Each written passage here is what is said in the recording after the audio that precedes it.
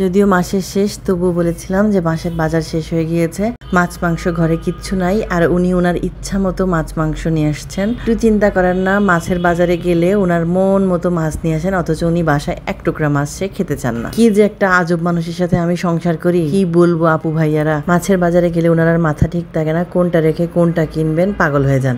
আজকে সকালে বাজারে যাওয়ার আগে ওনাকে বলেছিলাম, পই পই করে বলেছিলাম যে তুমি বেশি মাছ বাজার করবা না, মাছ বেশি দিন ফ্রিজে রেখে খেতে মজা লাগে না, টাটকা টাটকা মাছ খেতে বেশি মজা লাগে। আচ্ছা, আজকের ভিডিও না, এটা হচ্ছে গতকালকের ভিডিও, শনিবারের। আর যেহেতু মাসের শেষ, আমি বলেছিলাম আগামী মাসে বাজার করবা। তো উনি বলছিল ঠিক আছে অল্প কিছু মাছ কিনবো। এই যে অল্প কিছু মাছের নমুনা, এখানে 3 কেজি পাবদা মাছ এনেছেন, আর এটা 5 মিশালি মাছ পেয়েছেন, 5 মিশালি মাছ নিয়ে আসছে। এখানে ছিল কিছু শিলং মাছ, রিঠা মাছ, বাটা মাছ আর চিংড়ি মাছ। পোয়া মাছ এনেছিলেন 4 কেজির মতো, শিং মাছ এনেছিলেন 3 কেজির মতো, আর 2টা বড় বোয়াল মাছ এনেছিলেন। ইন্ডিয়ান বোয়াল না, এটা দেশি বোয়াল ছিল, আর সাথে এনেছিলেন কয়েকটা কোরাল মাছ। এতগুলা মাছ যখন একসাথে আনে, কোনটা রেখে কোনটা ধুবো সেটা কষ্ট হয়ে যায়। যদিও উনি বাজার থেকে কাটিয়ে এনেছিলেন, কিন্তু এই 5 মিশালি মাছগুলো কাটিয়ে আনেননি। এই মাছগুলোর, রিঠা মাছগুলোর মাথা এতটা শক্ত, আমি আবার ওইটাকে পলিথ ব্যাগে দিয়ে ওনাকে বাজারে পাঠিয়ে দিলাম। এটা কাটার মতো বটি বাসায় ছিল না, বললাম যে এটাকে কাটিয়ে আনান। এদিকে এসে দেখি ঘর বাড়ির অবস্থা খুবই খারাপ। বাচ্চাগুলো বাসায় যেদিন থাকে, মানে বিশেষ করে আমার ছেলে যেদিন বাসায় থাকে, সেদিন তো আমার মাথাটা নষ্ট করে ফেলে। দুজন মিলে খেলাধুলা করে সবকিছু এলোমেলো ছড়িয়ে রাখে। কতবার যে আমি গুছাই, ওদিক থেকে গুছিয়ে এসে এদিকে মাছগুলো আবার ধুয়ে আমি পলিথিনে ভরে ফ্রিজের মধ্যে রাখছি।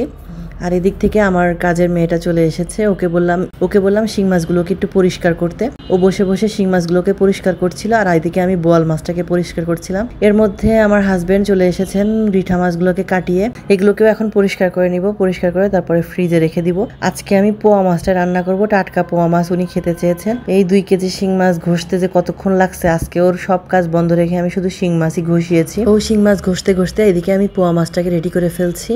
পোয়া মাছটাকে সুন্দর মতো ধুয়ে ঝরা দিয়ে রেখেছি, এবার কেটে নিব। এদিকে শিলং মাছটাও আমাকে একটু বললো রান্না করতে, তো শিলং মাছটাও ঘষে নিচ্ছিলাম। এদিকে আমরা ঘর মোছার যে মেয়েটা, ও চলে এসেছে।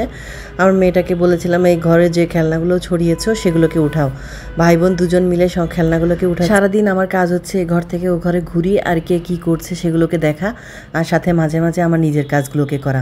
তো ওদিক থেকে ঘুরে এসে আমি আবার রান্নাঘরে চলে আসলাম। ও শিং মাছ ঘষতেছে, একদিক থেকে ও শিং মাছগুলোকে ঘষে পরিষ্কার করে দিচ্ছে, আর এদিকে আমি কেচি দিয়ে মাথাগুলোকে আর রগগুলোকে ফেলে, আর শিং মাছের যে কালো কালো পাখনাগুলো ওগুলোকে ফেলে পরিষ্কার করে নিচ্ছি। দুজনে হাতে হাতে কাজ করছি, তারপরে অনেকক্ষণ সময় লেগে গিয়েছে। এদিকে এক চুলায় আমি পোয়া মাছগুলোকে ভেজে নিচ্ছি, আর এক চুলাতে মশলা কষাতে বসিয়ে দিয়েছি। দেরি হয়ে যাচ্ছে, তাড়াহুড়ো করে রান্না বসিয়েছি। মাছের বাজার যেদিন আসে সেদিন রান্না করতে অনেকটা সময় লেগে যায়। এদিকে শিলং মাছগুলোকেও টুকরা দিয়ে আমি পরিষ্কার করে নিয়েছি, তারের ছোবা দিয়ে সুন্দর করে এগুলোকে সাদা ফকফকা বানিয়ে ফেলেছি। একটু পরে আমার হাজবেন্ড এসেছেন, উনিও আমার মতো এঘর ওঘর ঘুরে। আমার কাজের মহিলাগুলো চলে যাওয়ার পরে উনি রান্নাঘরে এসে আমার সাথে একটু গল্প করছিলেন, আর এদিকে মাছ ভাজছিলেন। হাজবেন্ডের সাথে কথা বলতে বলতে বাকি রান্নার ভিডিওগুলো আমি নেইনি। খাওয়া দাওয়া শেষ করে বিকালবেলা বাচ্চাদেরকে নিয়ে একটু বের হয়েছিলাম। তো একটা কাজেই বের হয়েছিলাম, ছেলের স্কুলের ফুল প্যান্ট আর ফুল শার্ট বানাইতে হবে।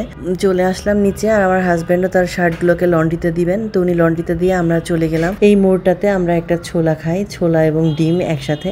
এটা যে কি মজা, বিকালবেলা নাস্তা হিসেবে অনেক মজা। আমরা প্রায় এখানকার ডিম ছোলাটাকে খাই, খুবই মজা।